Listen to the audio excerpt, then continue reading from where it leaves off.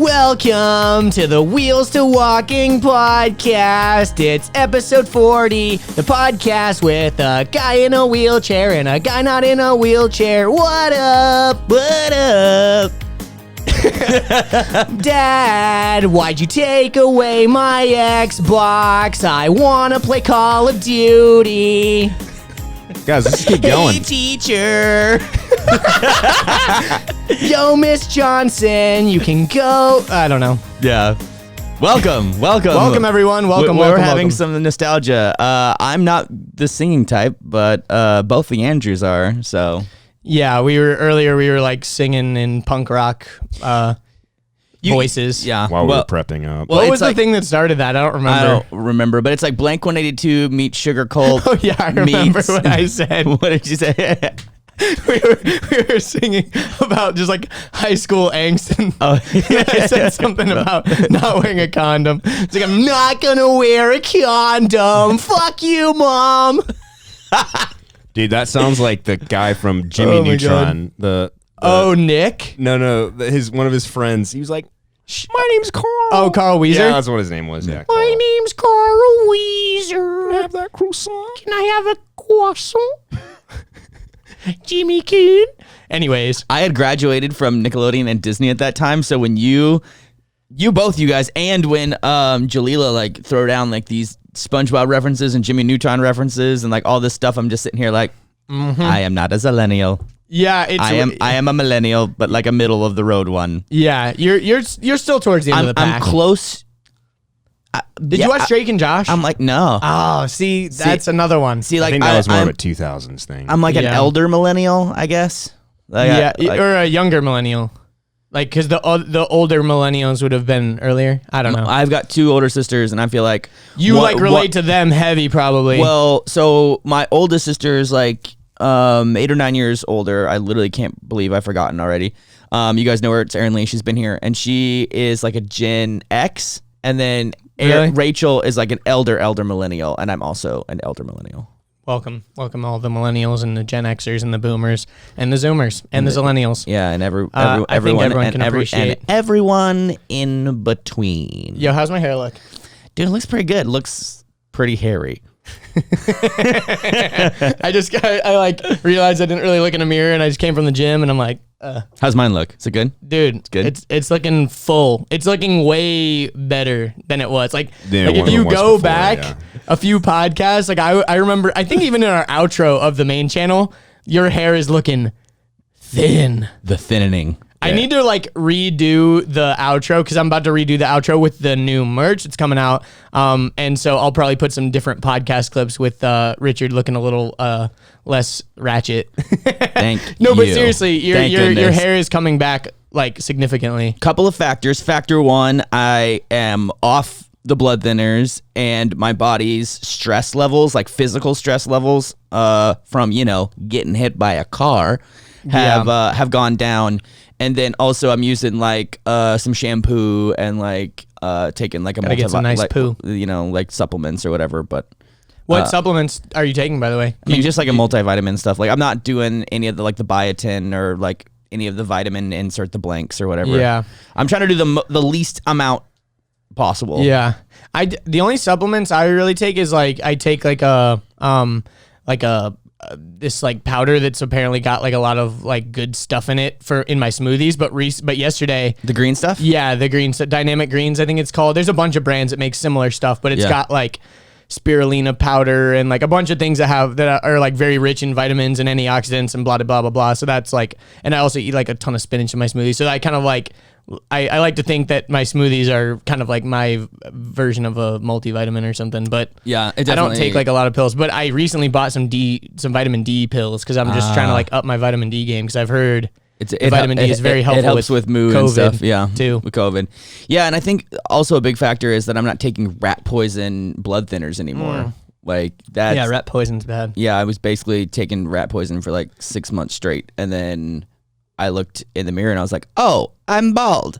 And then transitioned to a different blood thinner. And then now I'm just like using the special shampoos and It looks like it's coming back pretty solid. And I think also my barber's stepping up his game too. Like he's like once. Did he say anything about your hair thinning or anything? Or He did. He was like, hey, do you use any like a minoxidil or like any biotin or like he even noticed. I'm like, yeah, bro, trust me, it's bad. He's like, wait, and you were having like clumps coming out in the shower and stuff? I still can't wash my hair without hair like loose hairs being there.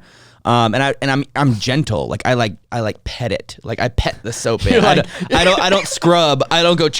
I literally like put it on my hands and like that's kind of funny. And like pet it gently into like I'm afraid of going bald. Like but placing it on it. Yeah, literally don't you can't scratch your weave. You got to pat it. Yeah, you got to pat the weave. Well, that's when it itches, you got to smack it. You literally pat it. You pat it. Yeah, you can't scratch it because it'll come out of place. I used to not know that. I literally was like hanging out with one of my friends and she kept like smacking herself in the head. I'm like, what are you doing? She's like, oh, it itches. And I'm like, but what are you doing? She's like, I can't. I'll pull it out if I scratch it. And I was like, oh. Yeah. Well, I'm an idiot because it looked like you were just like mad at yourself and smacking yourself in the head like, idiot. Come on. What an idiot. Do you remember that old video? But I think it was Glozell that made it. She's like an OG YouTuber and her oh my God, the video is called like My Lipstick Helped Me Get My Man or something like that. And it was like a parody video that she made, but she was like, I dyed my hair with Kool-Aid. I'm gonna pat it. Like it was so funny.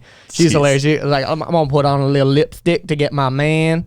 Oh my God. Go look that up. I think it's like lipstick helps me get my man or some shit. It's funny. On that same line, anybody know about the grapefruit technique? Oh yes. I remember I showed that to Jalila. For anyone curious, she hadn't seen it. Don't Google it. Just don't you do can Google it. You can put it on YouTube. It's not like super explicit. You can go on YouTube and find it. It's not like it's like a how-to video. Thank you. Straight up vacuum. Like it's the most double hand twist vacuum seal. Yeah. Yeah, it's yeah. But yeah, I remember I saw her reaction was like, "What the fuck?" Dude, I saw a picture on some Facebook group recently. It was just a picture of that lady's face and a grapefruit, and it said, "The internet is so nasty. Y'all know exactly what this is." I saw it was a grapefruit in the trash, and it was like, and it was like, hole in it. And it was like, look at these wasteful people. I can't believe it. Cutting out the center of the grapefruit and not eating the rest of it. So wasteful. It's like kids these days. That's amazing. Like, that is amazing. That's goodness gracious. Speaking of terrible experiences, I had a terrible experience with Walmart.com and Walmart in general. I do not like Walmart, and remind me to never shop there for anything ever again. Why did you get something from Walmart? Oh, okay, here's why. I remember. So last episode we talked about me getting the VR headset. Yeah. And before I bought it, I looked online and everywhere had like wait times. This thing has been back ordered for a while. And I was trying to find, because I'm an impatient motherfucker, I wanted it. And so I saw that Walmart.com said that they could get it to me in 2 days, like Amazon. So I was like, dope. Instead of waiting like 2 weeks with all these other places, I'm going to go get it from Walmart. So the day it's supposed to arrive, I'm like stoked. I've been talking about it. I'm like, I get my Oculus tomorrow. I'm so freaking pumped. The day it's supposed to arrive, they email me saying, hey, this item's actually back ordered. It hasn't even shipped yet. And I go, Why cool. was it on the website then? Like, cool. Thanks for lying to me, Walmart. And I had multiple emails confirming the delivery date. So what I did was I went online and I looked and saw if there was any local stores that had any in stock. And I noticed that the Marietta Micro Center had some in stock. Bro, did you just dox us, bro? I don't live in Marietta. Did you just dox us? I don't live in Marietta. Yeah, no one does. I live in Schmera. Anyways, for those of you in the Facebook group that are keen to paying attention, AJ one time uploaded a video that doxed us, but like, who gives a shit? Oh, I didn't even know that. Anyways, I didn't even know that. I did? It was the one we were arguing at the very, very bottom. It said where we were at. I'm like, this is where we live. Really? Yeah. Really? It was like tagged? No. It just said the name of the place. Like the city. Oh. I mean, again, it's not a super dox. It really doesn't matter. Weird. Anyways, if they go and roam around that neighborhood, they're still not going to find us. So, anyways, I drove over to Marietta with AJ. We got the Oculus, and then as soon as I purchased it, I went on to my Walmart.com order and I clicked cancel because I'm like, I don't want this thing shipping to me. So I enjoyed the Oculus. Dumb like, oh, too late. We already shipped it. We can't cancel this order. No, they didn't even say that. They said, okay, cool. And there was like a warning that said sometimes if you don't cancel in time, it'll still come or whatever. So I was enjoying the Oculus for like 4 or 5 days, and then the Walmart.com box shows up with another Oculus. So I'm like, cool. I'll just go return it. So it's a pretty expensive item. It's like $500. So I go online and I look at my return options. I mean, because it's brand new, I haven't even opened it. Of course I can return it. They're on back order. People want these things. So I mean, it's in the original Walmart box. It's not even taken out of the box. I hadn't even opened the Walmart box. It's in the box. In the box. Yeah, exactly. So I click return. What are my return options? And they said you can either we'll start the return. You can choose to take it into a Walmart, or you can choose to print a shipping label and take it to USPS or whatever. So I said, this is kind of an expensive item. I'd rather just be able to walk into Walmart and have the peace of mind that it is returned. Especially with how shipping is going right now. I get a piece of paper. It's shipping final. Is crazy right I'll get my money back. It'll be all Gucci. And so I chose that option. I have an email that says, I'll literally pull up the email, and it literally says that your return has been started. It has been initiated on July 21st for the items sold by Walmart.com. We'll process your refund after the items are dropped off at any Walmart store by August 20th, 2020. Please show the barcode below to a customer service associate. Blah, blah, blah, blah, blah. We have returned to our normal in-store policy in most states. Other states will continue to pause in-store returns of food, blah, blah, blah, blah. So anyways, I walk into Walmart and I stand in line at the customer service desk, which we all know is a fun place to stand in line. It was not an enjoyable experience. The person in front of me was trying to return a pack of bread. Was it already like half eaten? No, it wasn't even open, but it was like probably $3. And they were arguing with the customer service person for like 15 minutes about this fucking bread. I'm like, you just wasted more time than that $3 that fucking bread was worth anyways. So just fucking throw the bread away and go home. Like, stop. Two thoughts. Thought one is poverty is a son of a bitch. And, they did not look like they were impoverished. And $3 really means a lot. Or two, drugs are a son of a bitch. No, and if you're desperate for some fucking drugs, you'll do that. Here's what it was. Were they more of a Karen character? They were like a Middle Eastern couple, and they did not look impoverished. They were wearing nice clothes and all that. And I think it was more just like they were penny pinchers. Like they were just the type of people that are like, I'm not going to waste $3 if I don't want this bread or whatever. I don't fucking know. But they spent 30 minutes arguing. It doesn't really matter. I had my headphones in for most of it, and I was just annoyed at them, so I just wasn't listening. Anyways, doesn't matter. I walk up to the desk. I show them the barcode. It says, show it to any customer service representative. And they go, oh, you've already started the return. It says that you've already returned this item. I can't take it. And I go, no, I'm holding it in my hands. I'm holding this item. I'm showing you the email that says take it into any Walmart and show them this barcode. And that's what I did. And they go, oh, no, you can't do that. In our system, we can't take it. Like, if I take it from you, I won't be able to give you any kind of piece of paper that says that you returned it. And I'm like, okay, well, that's what I'll need. So whatever. So I talked to this other lady, and she goes, oh, well, actually, you're going to need to print out a shipping label and ship it back, because we can't take it now, because you already started the return online. We can't take it. I'm like, well, when I was doing that, I had the two options, and I chose to take it into the store instead of doing the shipping label. She's like, oh, well, they're going to email you a shipping label. I'm like, well, when are they going to do that? And she goes, oh, well, when did you start the return? I go, 7 days ago. And she goes, oh, well, you're going to need to call 1-800-Walmart. And I'm like, cool. And then this other guy talked to me, and he's like, yeah, I'm sorry, man. Like, the system is messed up. Like, I wish that wasn't the case. I'm sorry that this happened. The email clearly states that you did the right thing, but unfortunately, there's a miscommunication between corporate and our store, because blah blah blah blah blah. And Walmart.com acts as a middleman liaison, just the same way Amazon does. It's a e-com website. It's not actually Walmart.com warehouse. A lot of things get drop shipped on Walmart.com. Yeah. Like, they're kind of trying to become Amazon. And it's just because people are familiar with the Walmart name. So it's like, oh, you can't find it in store? Find it on Walmart.com. Remember Walmart? Exactly. Walmart.com got in trouble for having like some racist very stuff super racist like t-shirts. And then I don't even know how. Yeah. This was like 6, 8, 10. Like, this was long. This was before any of the civil unrest. This was long before the most recent resurgence of BLM and George Floyd and Breonna Taylor. And it was like Donald Trump stuff. And then there was like a Christmas shirt that was like talking about Santa doing cocaine. That was the one I'm remembering. Yeah. It was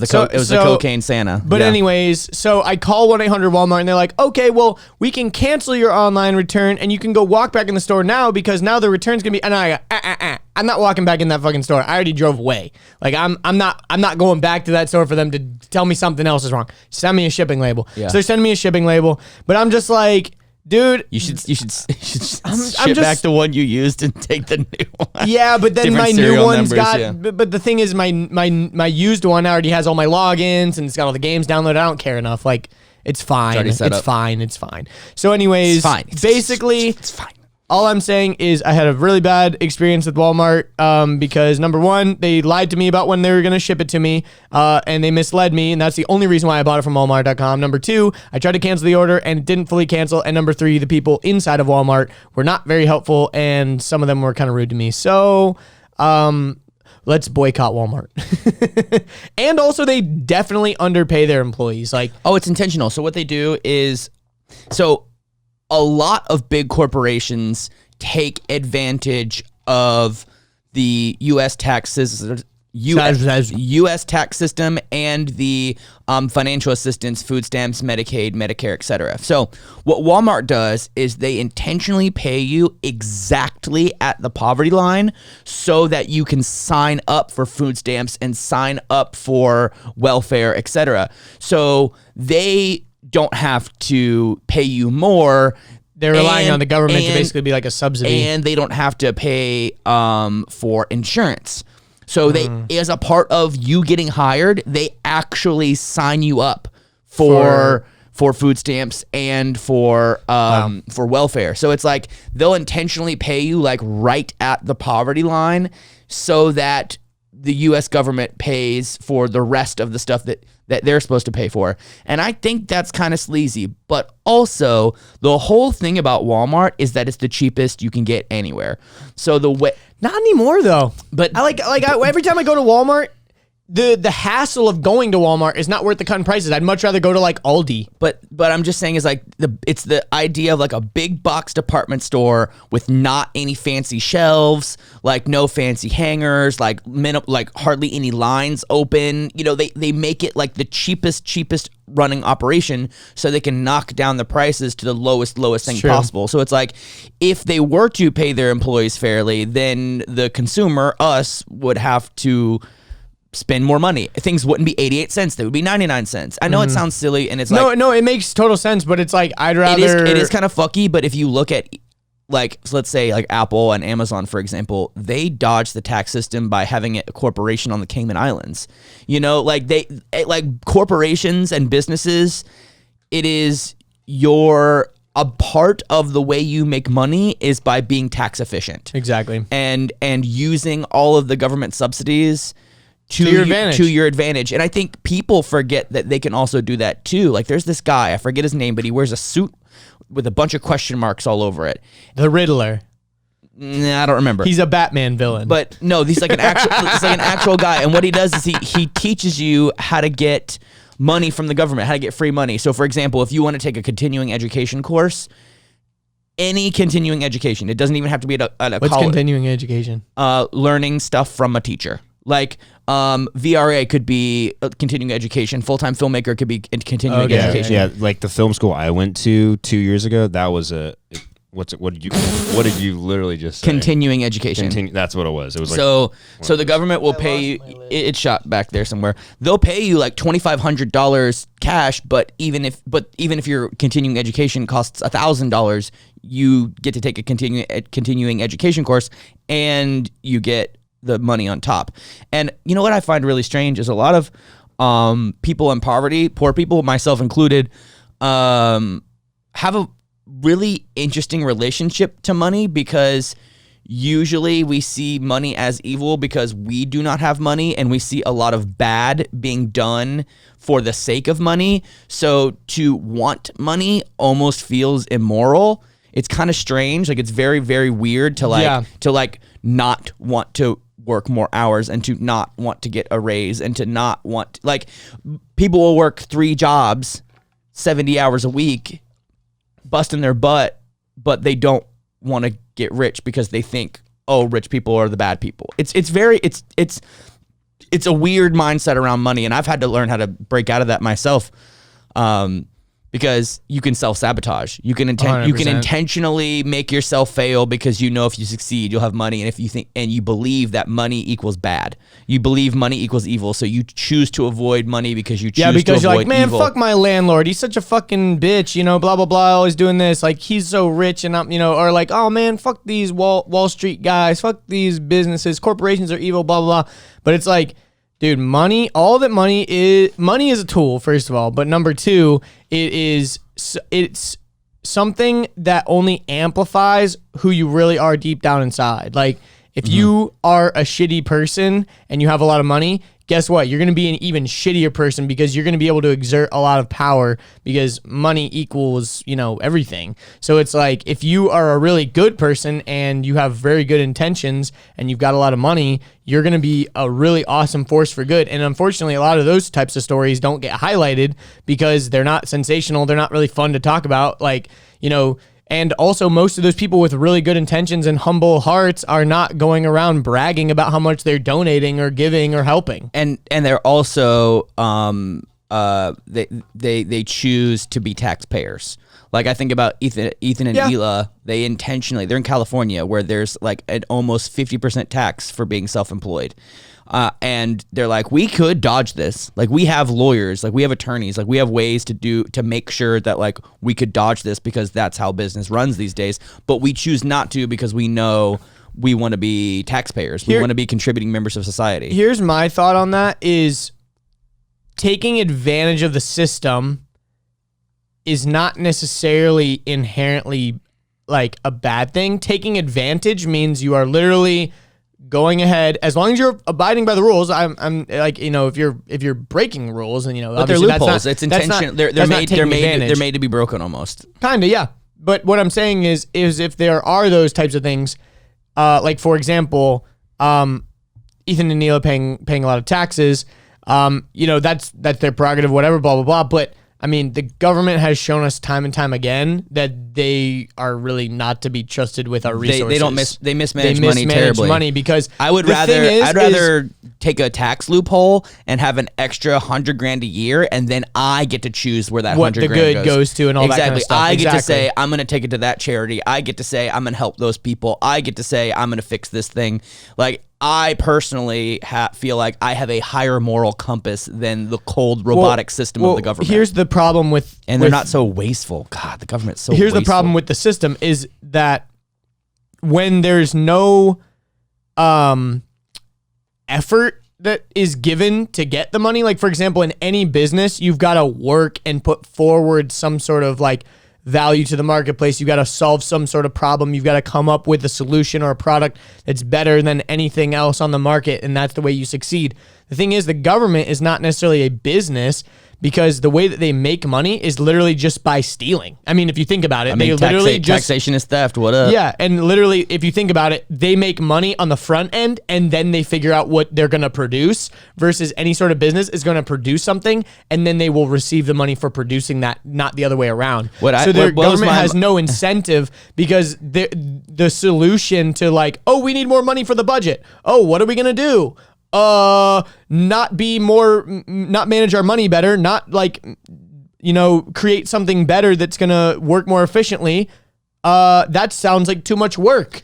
Let's just tax the people more and tax businesses more. And unfortunately, the businesses are the people that are very tax savvy, and they can hire the lawyers to get around all those loopholes. And the people that end up paying the full amount of taxes are the lower income and the people that are just hardworking, normal folks. I've got one for you that blows my mind a little bit is farmer subsidies. So in the U.S., if you farm beef, pork, chicken, corn, soy, or wheat, the government pays you a shit ton of money. Yep. Pretty much your entire operation is paid for by government subsidies. And what happens is the government basically says, we'll pay for your whole operation. You just have to sell schools, you know, dairy and beef and chicken and, you know, pork and, you know, soy and wheat and corn or whatever. Yeah. But then the consumer side of things, like the purchaser, Yeah. You know, like the people. Consumer. If you're on food stamps, you get those things for free because it's a part of the government subsidy. But if you're just like a regular Joe, like a regular person who goes and buys bread, corn, soy, you milk, take advantage of beef, that. whatever, you're paying for it, which is so strange. I mean, I even think about the fact that there's a vaccine being developed right now that was paid for by taxpayers, and now the company is upping the price by like 20,000%, like a straight up Skrelly move, and it's like, we paid for this. What do you mean you're charging us $2,000 a dose? Like, we paid for this. Well, here's the other thing is the consumer does get to take advantage of a lot of those things in the form of fast food. So like, there's a reason why you can get a burger at McDonald's for $1. Yeah. You know, like if you think about it, that should not be possible. Yeah, it shouldn't be possible. But on a mass scale, on a mass scale, yeah. But like the reason why you can get a beef burger for $1 is because of government subsidies. They can also blend up stuff that normally you wouldn't be able to eat, like the joint cartilage and like. And you know what?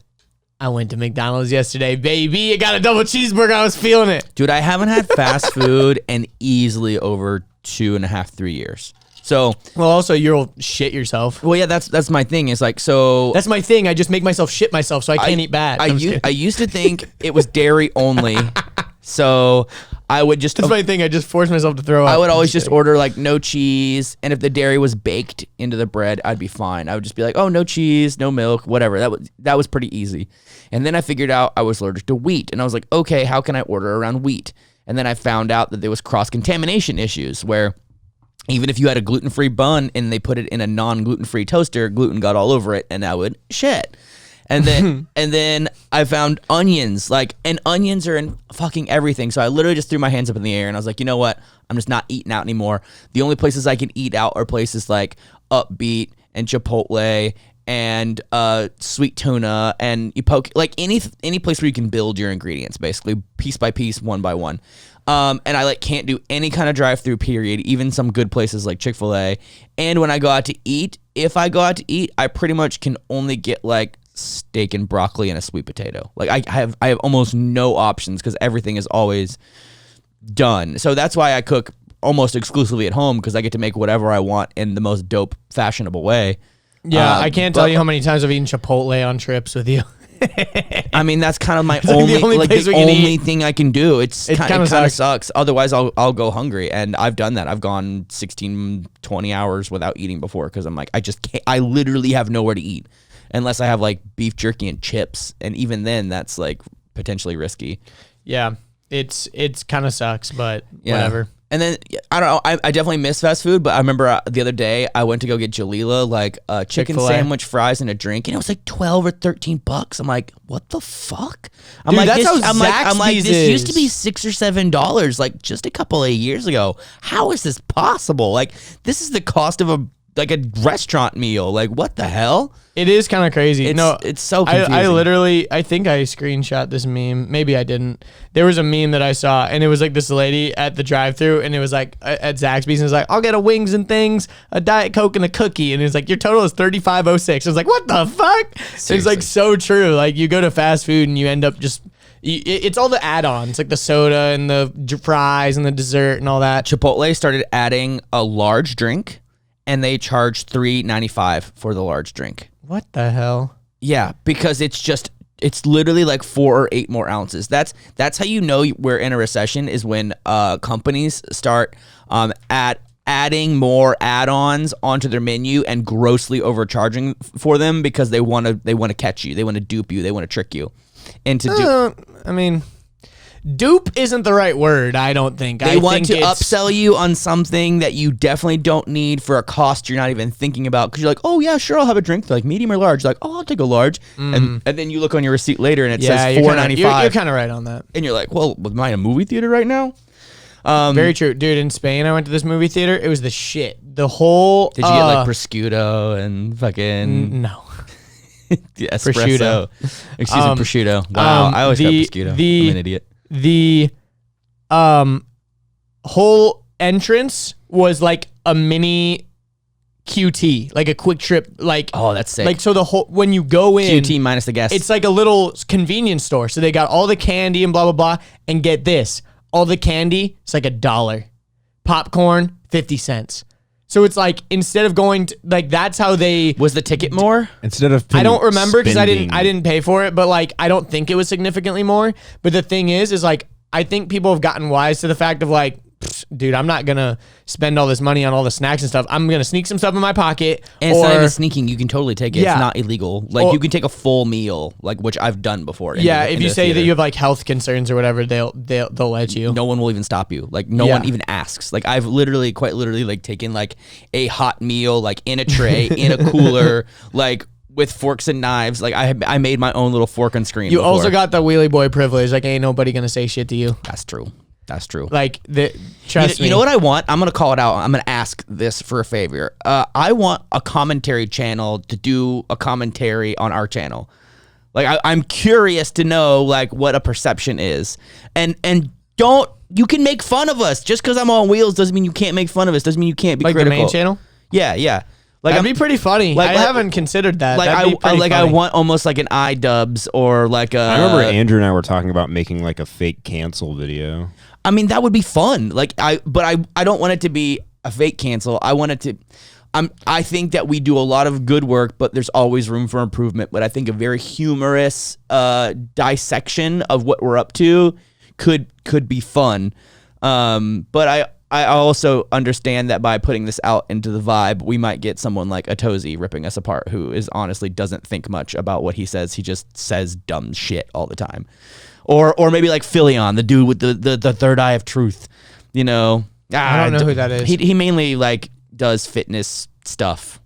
He's like the guy who always gets in arguments with like Brad Castleberry and Kenny KO and like I'm Athlean X. not deep enough in that world. I mean, I don't care enough, but he pops up on my home screen. I'm like, I like this guy, and I also don't like this guy at the same time. Like he's so annoying. Yeah. But anyway, yeah, like that's a totally random. Speaking of fitness, though, we got a new fitness video coming out. Yeah, dudes. On Saturday or Friday if you're on Patreon, and it's pretty lit. There's a lot of plugs, a lot of merch plugs, but that's just because we got new merch coming too. Dude, guys, get excited. So the merch will be limited. I've made a very quick run of a bunch of lines that like we needed to wear for modeling purposes and for workout purposes, and we had like a minimum, so we had extras, and I thought like we both thought. What do you say? We had workout lines? Let me finish. Oh, I'm so confused. Where we basically sent out a bunch of samples to a bunch of people, and they were stoked. Like they're still stoked. I had to like tell them like, hey, wait to post it. Like wait until it's actually released to post it. You sent some new items to some select people. I don't know why I said line. Yeah. I was like, I sent out some new still- workout lines. And I was like, what? It's still the temporary collection. It's just a new line, a new drop within the temporary collection. Yep. Exactly. But the difference is that it is limited, so Patreon peeps will be able to start ordering on, well, I guess once Patreon is live, anyone could go order. I don't know. But anyways, tomorrow, by the time this podcast is live, tomorrow, the merch will be launched. You'll be able to check it out online. No. It won't be, because this comes out Thursday. And then Patreon, the video comes out Friday. Oh, right. You said tomorrow. Yeah, if you're on exactly. Patreon. Like by the time you're listening to this, it will be tomorrow. Gotcha. Yeah. So anyways, the new merch, the difference is that we're doing a pre-order system. You'll hear about it, but basically it'll be available for 8 days. So that means that you got to put technically 1, 2, 3, 4, 5, 6, 7, 8. Oh yeah. The end of the 8th day, technically the 7th day. Yeah, I get it. Yeah. tomorrow. No, it's not tomorrow. 8 days. No, it's 7 days. Wait. Yeah, I was home teached. I am good at math and countings. Nah, but anyways, we're super stoked on it. It's gonna be lit. But yeah, the fitness video, I think a lot of people are gonna really enjoy. Also, dude, our last video slapped.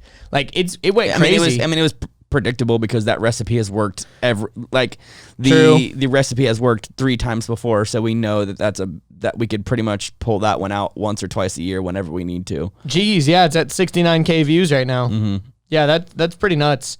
Yeah, we've been doing pretty decent on views recently. I feel like a couple weeks ago or a week ago, we were at like 80,000 subscribers, and we're almost up like 3,000 more. We were less than 80K. I remember when I put 80K in my bio, I was like, I'm lying by 500 right now. Oh, yeah. It was like 79.5 or yeah. whatever. Yeah, but our last 3 videos, 33,000, 118,000, and 69,000 views. Pretty good. Yeah, can't complain. And Did we take down one of the videos? Or did we No, we just private one of them? No, we just renamed the go-kart video. Oh, yeah. Dude, that one's underrated. That one only has 8.6 thousand views. Why is every video we do that we like the best so underrated? Like Matt Lyon video, underrated. Hunting video, underrated. Go-kart video, underrated. Like so many underrated. Like seriously, go back and watch them. They're really good. There's so many videos that I'm like, fuck, why won't people watch these? And I think it's kind of the same issue that we were talking about Dan Mace. Like they might be too good for YouTube. I agree. Like they might command your attention, and a lot of people watch YouTube passively. So when a video like commands your attention, you're almost like, oh, I'll commit to that later. Like you might add it to your watch later list and then never watch it later. It's funny because I'm kind of starting to be like that with Logan Paul's vlogs because I know they're so high energy and I want to pay attention. But they're 4 minutes only like long, 4 minutes, which is manageable. But what I'm finding is that I like, because he's been posting really consistently and a lot. Mm-hmm. And so I'll end up like one morning just watching like 5 in a row. Yeah. And because I like, oh yeah, I didn't watch that one. Which also YouTube having that little red bar That's helpful. is so helpful, dude. So like, helpful. YouTube, for all the shit that we give YouTube, like they have been introducing a lot of really good shit recently. Like they've got the timestamp thing now, which we still haven't been able to take advantage of yet, I don't think, but hopefully soon. They've got, that progress bar. They've got a lot of like really intuitive things I feel like they've been doing recently, which is dope. But you know what YouTuber I am thoroughly impressed with currently is Airrack. Oh yeah, I am really impressed with that guy. I feel he lives like in Atlanta, or he's from Atlanta at least. Yeah, no, he's from Atlanta and he does videos around Atlanta. I'd love to potentially figure out some way to maybe link up with him, not even to do a video, just to say hi or whatever. I definitely could connect with him because I know multiple people that know him. Yeah, Ed is one of them, and he was on VinWiki recently. Yeah, he's been on a couple times. And then Jackson, who's the Preston? Preston somewhere around. Yeah, Preston. Yeah, so it maybe whatever. But I think it's cool because he's taking really big risks, like both personally and financially, and hustling his ass off and doing like these really cool series. Like he did a whole series about couches, and when he did that, he like got like Logan Paul involved and like Jake and like Mike and some of the people from FaZe and I don't know, dude, I'm impressed at his hustle. Like you got David Dobrik in his vlog a couple times. You got Howie Mandel in one of his vlogs. Like he's killing it. Yeah. Shout out Airrack. It seems like a lot of strategy mixed with a lot of determination and perseverance, but I also think it might just be blind determination and perseverance that looks like strategy. And then when you talk about it on the back end, you're like, yeah, that was totally strategic, And it's like, was it though? Or are you just saying it was now because it worked out? It's kind of like a success story is only a success if it's successful. I don't know, man. Like anything like that, stuff can happen. Like lucky, you can get really lucky on a video or you can get really lucky on whatever, but like chances are that person has had a lot of like building on momentum. It's kind of like the iceberg analogy. No, true. And he's going so hard in the paint that it's almost unsustainable. Like if he's still doing this in another year, we'll see. Dobrik. I hope so, but like I guess Dobrik's not posting. I guess the length.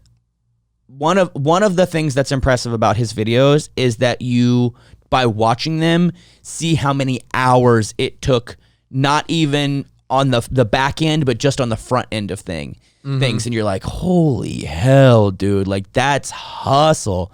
And the same way that like I'll appreciate art, like when you look at a piece of art on a wall, if you see how many hours went into it just by looking at it, you almost appreciate it more. Even if it doesn't look pretty, you're like, oh, that clearly put like a ton of effort. Dude, you know what's actually really funny is I've been thinking about that concept a lot recently because I think I don't remember exactly what got me like thinking about it, but I remember what got me thinking about it. We were talking about like VR and stuff last week, and like, you know, what is the value of an experience? Like if your brain is not able to tell the difference between like an artificial experience versus a real experience, and blah, blah, blah, blah.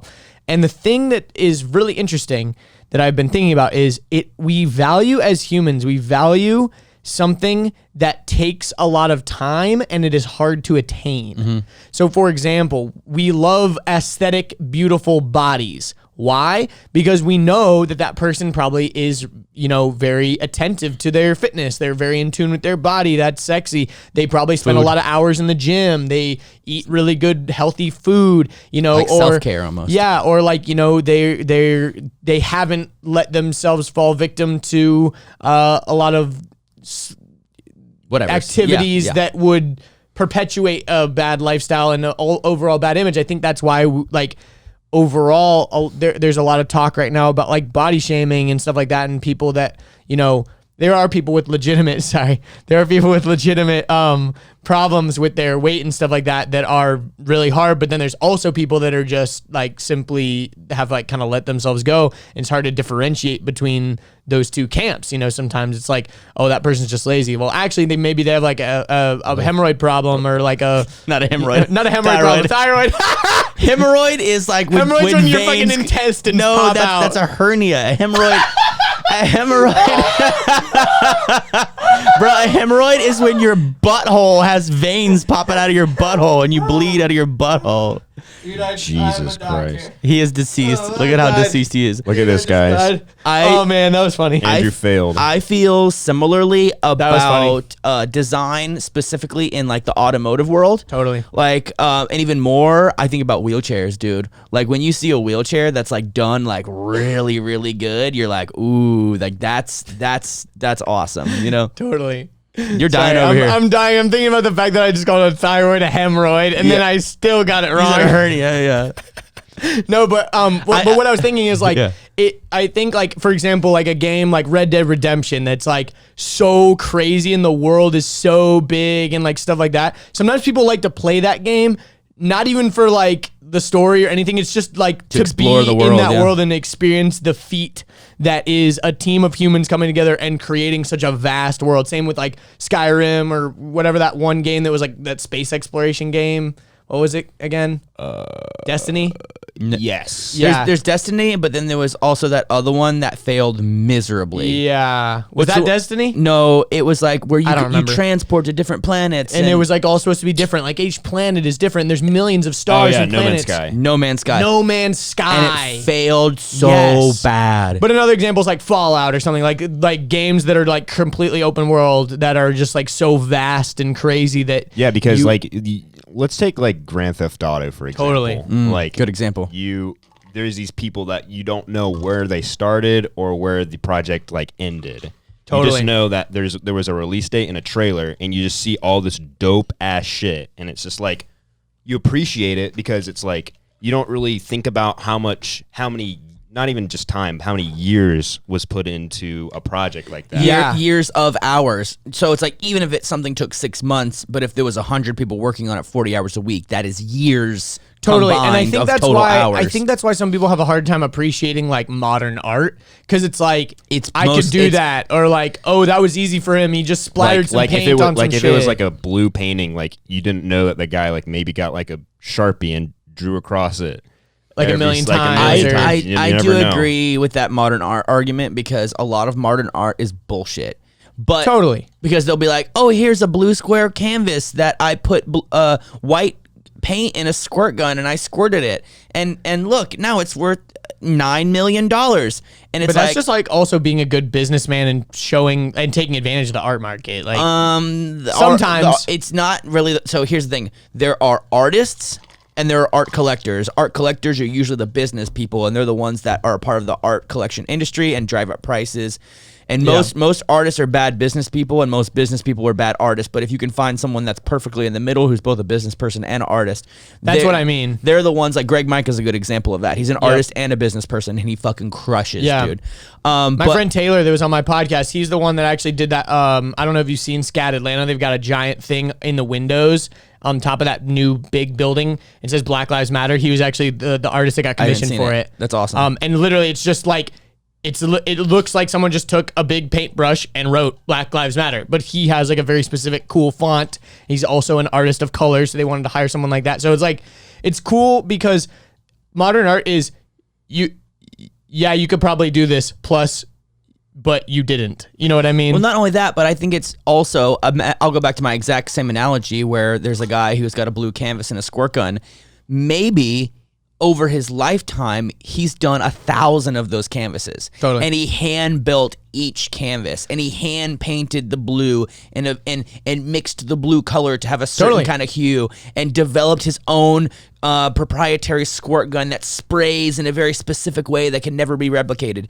But to the idiot, we go, that's a blue square with spray paint on it. And you also have to appreciate the space. Like if I wanted to go make a blue painting like that, I'd probably have to like make some sort of area that I could paint an entire reliably studio, in, and buy the exact Pantone color of blue that I want, and blah, blah, blah. I agree. And I'm not a hater of modern art necessarily. I can appreciate some weird, wacky shit. But I think like I'm more interested in seeing hours. Inherently though, exactly. When like, I see hours, when I look at one thing and I go, that took 10,000 hours alone, and it's a fucking 10-inch by 10-inch square that's like, it's done with a ballpoint pen, and it's like the history of black culture all in a timeline, and you're like, what the fuck? Yeah, like for example, like the Duomo in Milan, like the cathedral in Milan, like literally took like I don't know exactly how long it took, but it took a lot of centuries, and the original designers were not alive when it's finished. That's how typically a lot of them are designed. Same with the one in Barcelona. Gaudi has been dead for a long time, and his cathedral is still being built.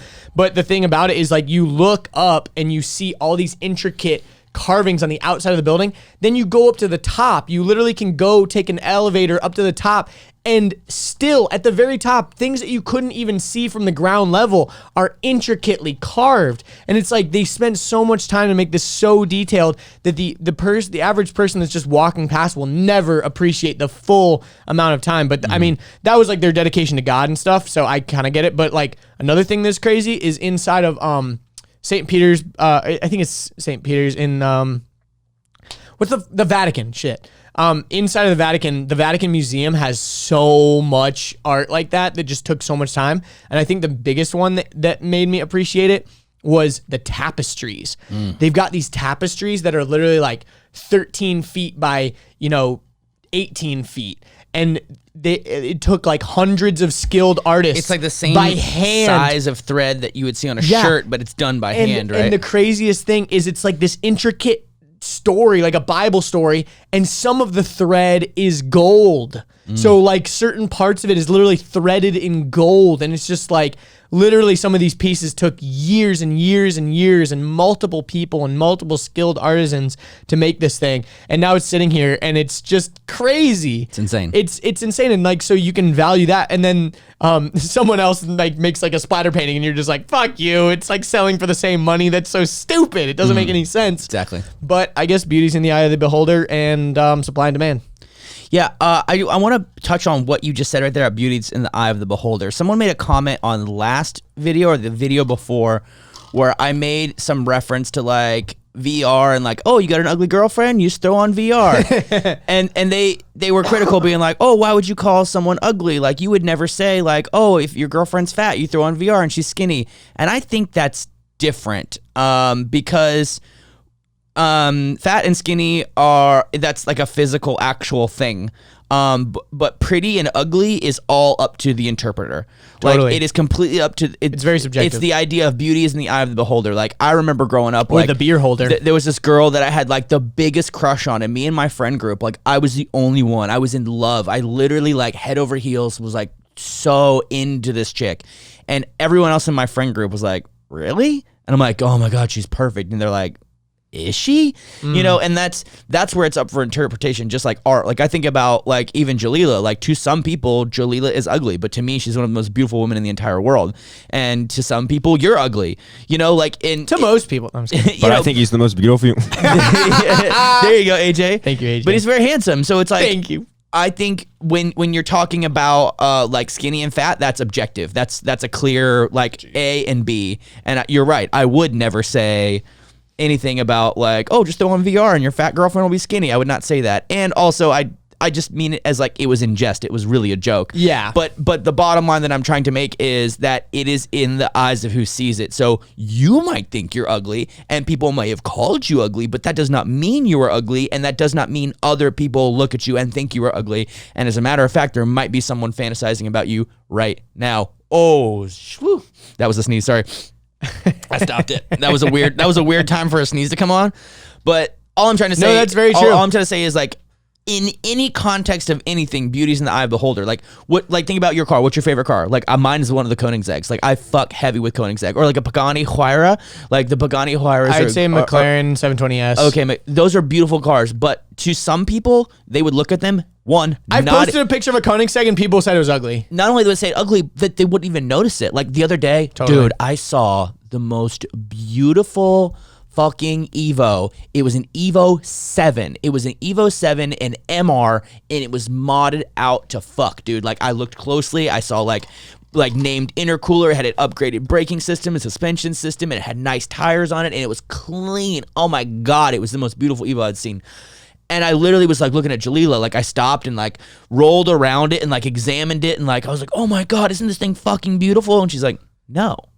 And I'm like, it's because you don't know what it is. She goes, even if I knew what it is, it's still an ugly car. I don't think that's beautiful. And I'm like, oh, it's one of the most beautiful pieces of machinery I've ever seen in my entire life. She's like, nope. And I'm like, if you rode in it, you would change your mind. She's like, well, I'm not riding in it. I'm looking at it. So yeah, I mean, just like anything. I mean, think about like my shirt or like my wheelchair, dude. Some people look at this wheelchair and probably think it's ugly because it's not blue, you know? But to me, because it's so refined, it's so mature, it's so elegant, it's so precise, I find it to be incredibly beautiful. So yeah, no, I agree. I think everything is subjective, and everyone's got something for everyone's. Yeah, but the Evos do look like a stormtrooper. The new ones or the old ones? I mean, this is an Evo 7 MR. This was like JDM as fuck. Like it was, God, so sexy. Was it right or left drive? I can't recall. I want to say it was left, but you could tell. You could tell it wasn't right-hand drive, but you could tell that he had done stuff with like the bumper and the spoiler and the diffuser and some of the other parts, like the side, like the markers where the yellow lights are, where the turn signals are. He had done things to make it like really, want to know really JDM. A really good example of that. So on Facebook, I'm in some like car groups or whatever, and someone had like shared a post that someone else had posted in the car group, and it was this girl that had posted a picture of a Nissan Skyline GTR that was right-hand drive, so it was imported from Japan or something, and he was going through the Taco Bell drive-through backwards. I'd seen that. That's funny. So that he was on the same side as the drive-through. Mm-hmm. And if you're a car enthusiast, you know that is like a legendary fucking car. Like the Nissan Skyline GTR is like amazing. It's God tier. It's Godzilla. Literally, it's Godzilla. It's legacy. Yeah. What model? It was like an older one. R33. Like a dope one. 33 or 34 probably. I don't know the names, but I know it was like an older one.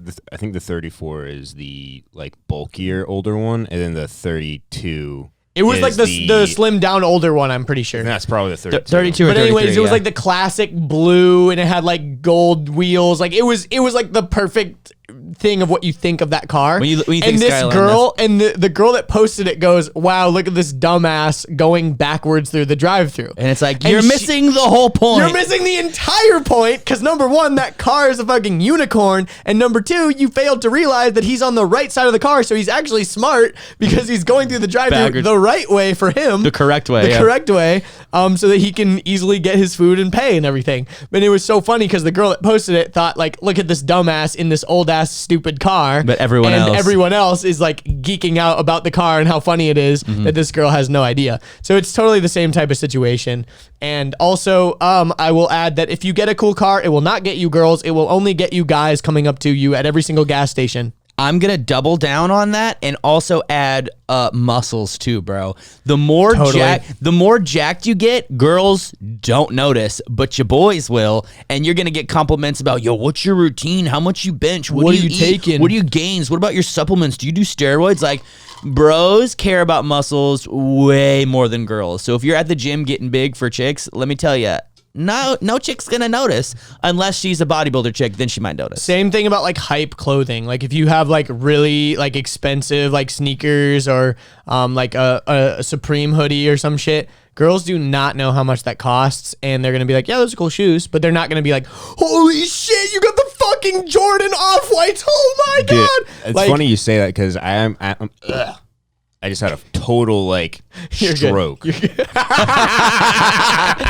Hey, we got a disabled producer now. Hey, what's going on? Is half your body just paralyzed? like the left side of his body's just like, fuck. Help. What were you saying though? But anyways, You were talking about Off-Whites. You're talking about Off-Whites and yeah, shoes yeah. and culture. Your brother. and clothing. dude, so with shoes, I'm selling these shoes that I am reselling for $150, and this guy is like continuously like sending me messages saying like, yo, like, why is this so expensive? Like, is it like pristine or something? I'm like, Are they creased? I'm like- Are they bone stock? Can I'm I like, lick the soles? this guy just doesn't get it. Like, Yeah, it's go so on stupid. StockX. I and mean, look at it. sneaker culture is cool as shit. There's a guy I know that lives in the building who now pays his parents' mortgage, like because Through sneakers. because their kind of work really declined over this whole pandemic. So he like moved back home and now slings sneakers, and the dude is rolling in it. Like, Yeah, but It's it's been like, a good year for again, it's sneakers. supply and demand, and beauty's Yeah. now the whole same type of situation. Like Nike has really figured out how to put a stranglehold on that whole and there's market. definitely some sneakers I look at and I just want to be like, who thinks that color on that design of a fucking moon boot is dope? And then you Google it and it's like $495, and you're like, Or holy like shit! $10,000. It's kind of stupid, but Never seen something so ugly in my life. But can I go back to the exact same thing we're doing? It's beauty is in the eye of the beholder. Well- if you like it and if you think it's cool, it's dope. And I think that can also, I'll get a little wheelchair philosophical right now. If you have confidence in your wheelchair and in your body, like if you can like pop wheelies and like jump curbs and like and you just have that air of like confidence around you. Yeah. Like you're like, you know, you're the shit, and like ain't nobody gonna tell you different. yeah, exactly. And like I've been wanting to get into But not cocky. Yeah. So the more like confident you are on your wheels, the more it comes as an asset. It's actually like a good thing because someone's like, dude, I didn't know people in wheelchairs could be that cool. Or like, I've actually never noticed wheelchairs until you started talking about yours. I mean, Matthew and Peyton were just like that the other day. I spent like 30 minutes like showing off all the details of the chair, what was cool, what was not cool.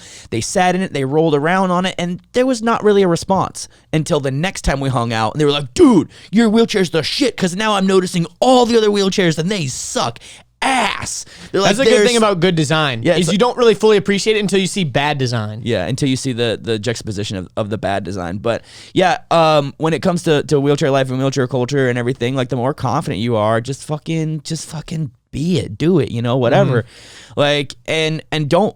I'll always say one more thing. Like, don't be ashamed of your abilities. Like I have a spinal cord injury, but I have a very incomplete spinal cord injury. I can stand, I can walk. I'm really lucky when it comes to spinal cord injury, but I still have a lot of pain. I still have, to cath and do a bowel program and take meds. And it's like, it's still a spinal cord injury, guys. It's not a spinal cord injury.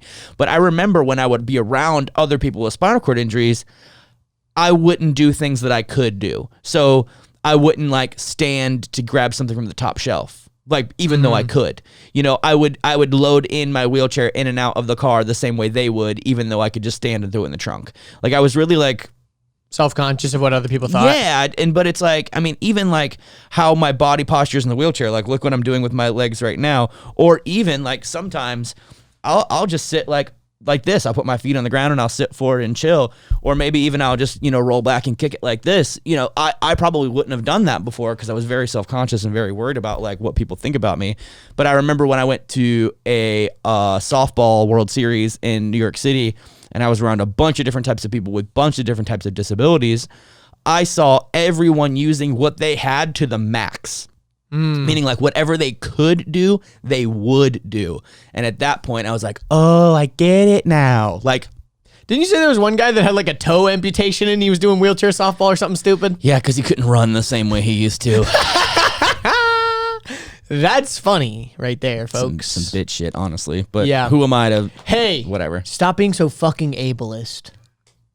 I'm just kidding. I mean, that could be a good argument. Ooh, also got another question. just kidding, If dude. there's any quads listening, I'm sure there's some. I would like to hear your feedback because I've been getting some real interesting comments on the main channel from quads that think I'm talking shit to them. They're like, they respond to me as if I'm being mean to them, and I'm not being mean, but I think they feel like I'm being mean because I talk a lot about like independence and perseverance and like doing what you can, and like I would be curious to know, like, if you're a quad, leave me some comments and just help me understand like where their perception is of. Man, I'm just kidding. Exactly. But like help me understand the perception of that, because I don't think I'm shit talking quads or like taking the piss out of quads or. Well, I mean, it's a wheelchair YouTube channel, and quads. It's And not you're technically and a you're wheelchair. not a quadriplegic. You are. Well, no, we're talking about quadriplegics. Yeah, quadriplegics. Not a yeah. Not a Yeah. like. Yeah. Not a, No, but no you're- dirt you're bike, good, no bro. no motorcycle dirt bikes, no ATVs are leaving me comments. Because basically, like, No, I know what you're saying. Yeah. I was saying like, I don't know. are you saying if they're using a power wheelchair or something? Or Because some just, like- quads can use manual chairs, and they do. Yeah, I know a few people that do. But a lot, Quite a few people that do.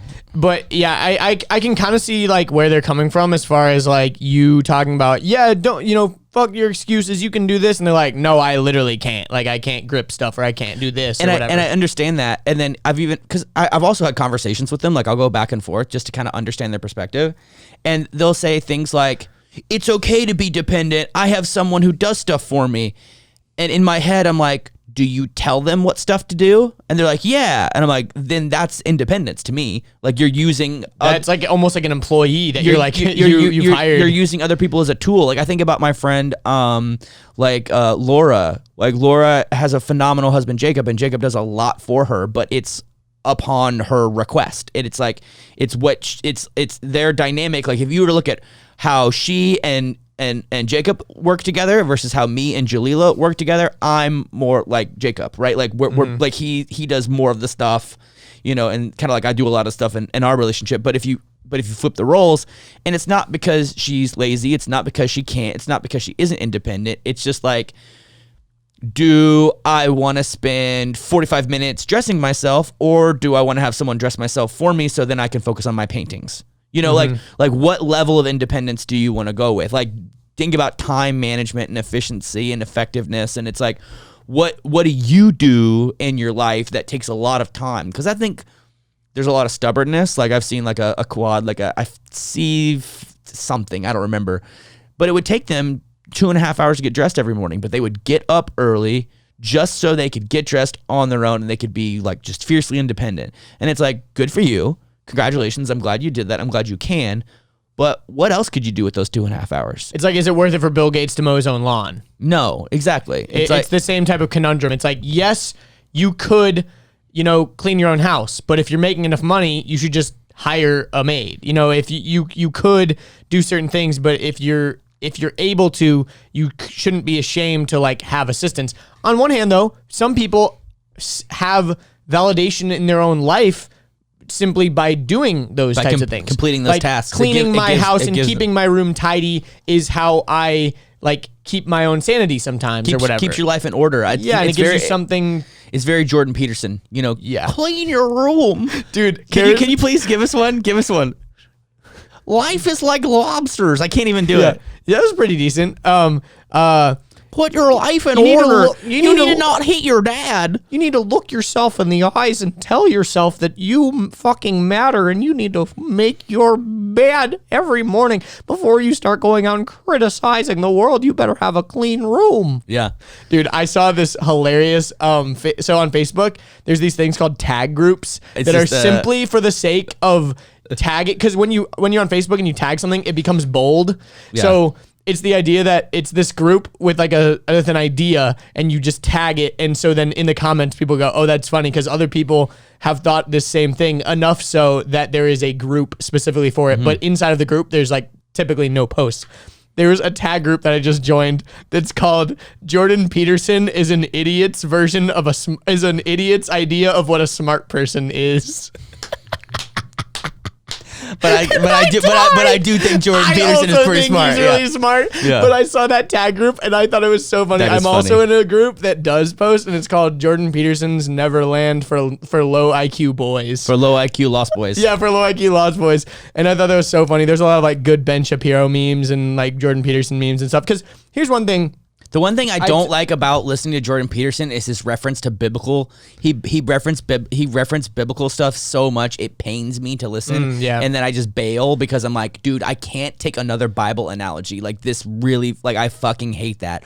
But what I really like about Jordan Peterson is he really does care about young, angry, depressed, lost, confused boys that have no father figure, and he kind of like teaches them how to get their life in order, and then you get your life in order and why that's important, and how to become like your own father, and like how to seek mentorship and how to help other people. And like he'll warn you, he'll be like, if you live in a messy house and you clean your room, people will resent you because your family will start to resent you and think that you're trying to be better than them and all this stuff. Yeah, or they'll try to sabotage you, or you'll sabotage your. It's really kind of cool. Like, what is it? 12 rules for life.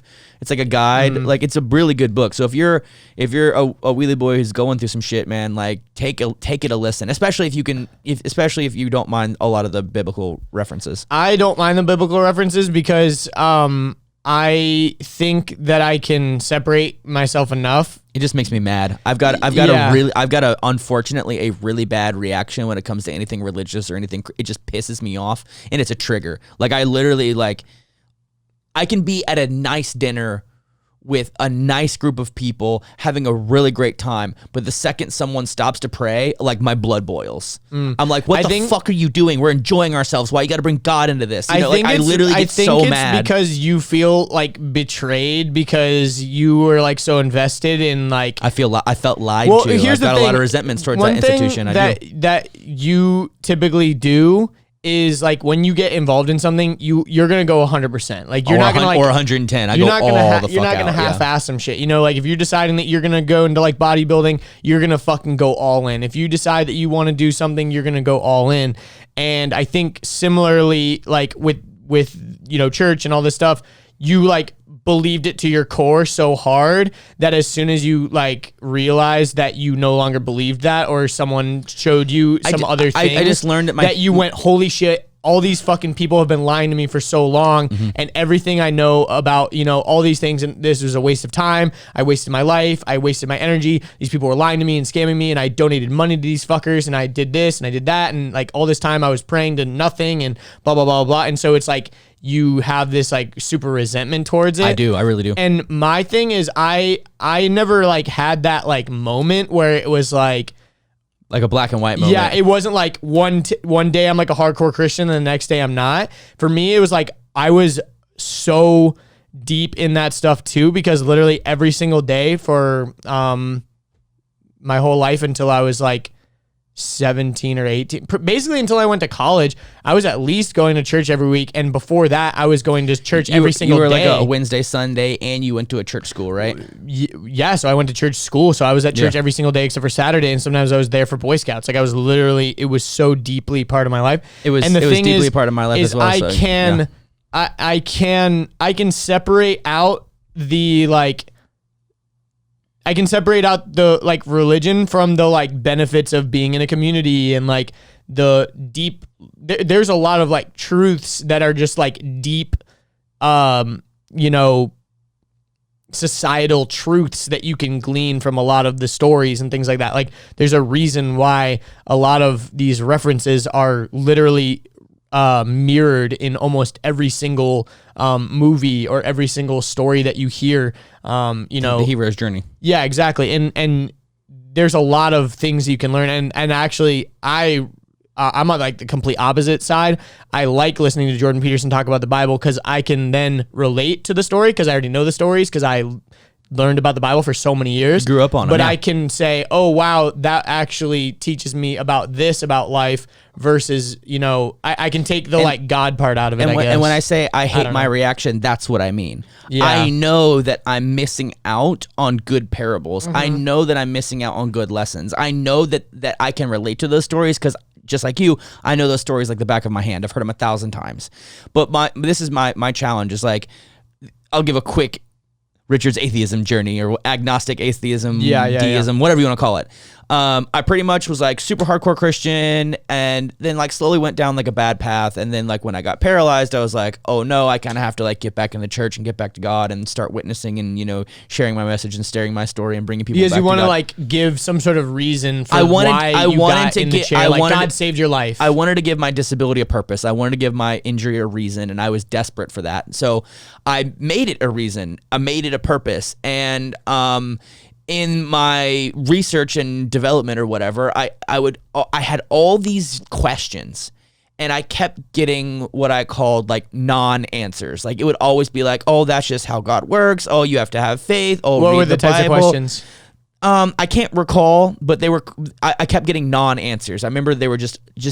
I would have questions. I mean, I'd talk to someone for an hour, and then at the end was always like, "Well, that's just how it goes. Oh, you got to have faith. Oh, that's just how God works and works in mysterious ways." And I wasn't okay with those answers. I was like, I need an actual answer, and that could be that person wasn't educated enough to tell you the real biblical answer or whatever, because sometimes there's places that will give you like an answer whether you like it or not, sort of thing. And it's not necessarily a non-answer. And but you're right, it wasn't just one person. I remember seeking a lot of people like repetitively over and over and over again, and even like deeper and deeper. And I remember started reading all these books and like listening to all these teachers and pastors and philosophers, and I even started diving into like Buddhism and then diving into like Judaism and like diving into the Quran and Islam, and like I just wanted any answers from anywhere.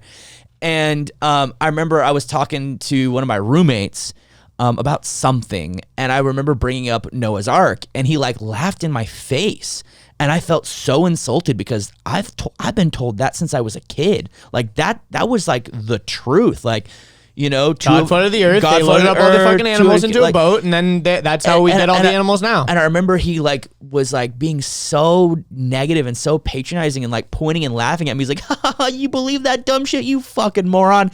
He's like, "How about you go learn what a peer-reviewed journal is before you start coming at me with this dumbass evidence?" And I'm like, I don't even know what a peer-reviewed journal is. So I remember I would go and try to find all these proof, and every time I'd bring proof back to him, he would just rip it to shreds. But in a way that I understood, it was an answer. I was like, oh, that's not the answer I like, and that's not the answer I want, but he's got a fucking point. And then I remember learning about the scientific method and learning about science and learning about evolution and learning about the cosmos and astronomy. And like, I remember just like blowing my mind learning about all these things. And as much as I didn't think I would be getting the answers I was seeking for in religion, I got answers. Mm-hmm. I got the answers that I was looking for that no one in religion could ever give me. Mm-hmm. And I was like, oh. And then I learned about like logical fallacies and like debate and like thinking patterns. And I would watch, like a religious person and a scientific person like debate, and I would try to figure out like what side I eventually leaned on. And then I found like Richard Dawkins and like Sam Harris and like Daniel Dennett and there's another guy, I forget his name, Christopher Hitchens. And like I like soaked myself in that, and then I realized like, oh, I not only have I been taught wrong and that people have led me down a wrong path, like my own thinking is broken, and I had to relearn how to think again. And once like I realized what was broken about my thinking, I then got mad that I was blind to it for so long, and then everyone else was blind to it. So I went from being like this evangelical Christian to being this like evangelical atheist where I was just trying to save people. And it's also really hard when all of your friends, like all growing up, are also like involved in the church and all that stuff. It's like hard to kind of like separate yourself because you're like, holy crap, like my family is super invested, all my friends' families and my friends. It's like if I like start to drop away, like I'm gonna lose everything. So I think honestly, a lot of people have that type of situation, but they see the repercussions of like leaving, and so they just choose to like ignore it or like put it on the. They're like, maybe I'm wrong, and all these other people are into it, so like I'll follow along. Or they keep it quiet. Exactly. Yeah. But I remember, and I did. I lost a lot of friends, and didn't you like make some Facebook post though and say like I'm no longer a Christian or something? I don't recall. I'm sure I did. I think you told me about that. I remember I got debaptized. I remember I officially got like debaptized. How do you do that? They suck water out of your head? No, it's just like on the internet. It's you take a shower and they blow dry your hair. It's just some We're stupid blowing thing. the holy water out of his hair, motherfucker. But I remember I went from they like started like chanting like Satan shit, like ooh. I was gonna say that does sound kind of like satanic. Dude, what church is debaptizing? no church. That's the whole thing. Yeah. Why would a church debaptize you? It's a dumb, stupid sham. That's just like a ritual that means nothing. So like in the same. Did you pay for it? No. Okay, thank I just God. I just went online and just typed in like how to get debaptized. Some guy went on Zoom and like waved his hand, and you're like, I'm debaptized. That's funny as shit. Anyway, I went from like this evangelical Christian to an evangelical atheist because I was trying to save my friends from themselves in the same way that I wish someone had done to me. And like then I realized like, oh no, I am exactly the thing I hate. You're the annoying guy. I went from evangelical Christian, who's honestly, those are obnoxious and annoying, and like there's nothing more annoying than hanging out with someone and they're always talking about God, and they're always talking about Jesus, and they're always talking about Christianity, and they're always trying to save you. You swung the pendulum and they're always trying to take you to small groups, and they're always trying to invite you to church, and it's like, bro, fuck off. Like, I just want to hang out with you. Right? So true. It's like MLM. Yeah. It's very similar. And then so I became the opposite, where like I was the guy in the corner at every party, like yelling at the Christian yelling at me, be like, no, you're a fucking idiot. No, you're a fucking idiot. And I became really combative and really like, negative and really dark. you're not fun to hang out with anymore. Exactly. I became the person I hated, right? You became a member of the NFL. No friends left. Basically. Yeah. And then I remember I felt so oppressed, but then I realized it was me just being a fucking asshole about it. And I remember I went into like a really bad depression because I remember thinking like, my life doesn't have meaning anymore, and I've been always told my life has meaning. I remember always being told God has a plan for you, but then I'm like, I don't believe in God anymore, so I don't have any plan anymore. You know, I remember learning about, how insignificant we are in the universe by learning about astronomy and evolution and how natural selection works. So literally, like, you don't matter. And I remember like, all of the promises and all of the goals and all the visions and all the things I had dreamed of for my future and religion and wife and family and Christianity and going to heaven. Like literally, like heaven was gone. Exactly, heaven was gone. But also at That's the same, kind of depressing. But also at the same time, hell was gone too. True. It was both gone. So I kind of just like flatlined, and then like I remember right around the same time is when a lot of like the addiction stuff crept in, and a lot of the depression stuff kept in, a lot of the isolation crept in, and I was just like an angry, frustrated, upset person.